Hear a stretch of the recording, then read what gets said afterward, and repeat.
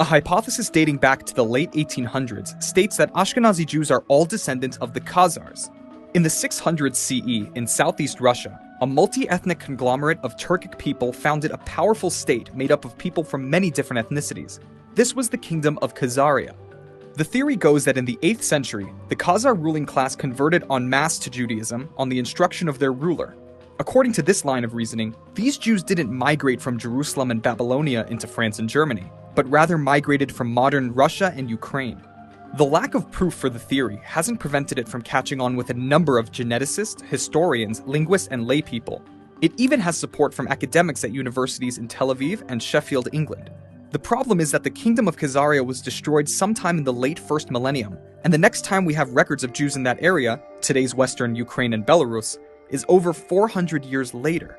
Additionally, DNA tests have shown a close relationship between Ashkenazi and Sephardic Jews, as well as a connection to other Middle Eastern people, but no connection between Ashkenazi Jews and the Khazars. The Khazar theory is also dead on arrival from a linguistic perspective. The main language of the Ashkenazi Jews, Yiddish, shows no trace of Turkic origin. Yiddish is considered a Germanic language, with Hebrew and Aramaic words thrown in.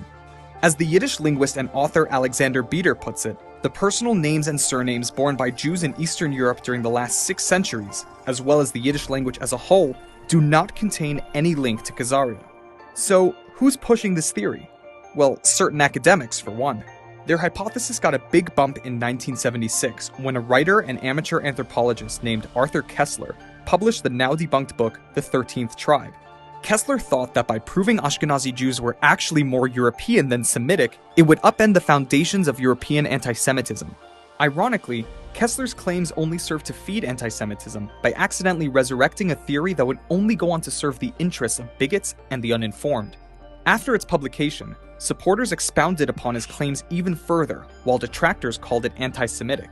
But why would the hypothesis be anti-Semitic instead of just another scholarly theory? It makes more sense when you look at some of the recent supporters of the theory, especially those outside of academia.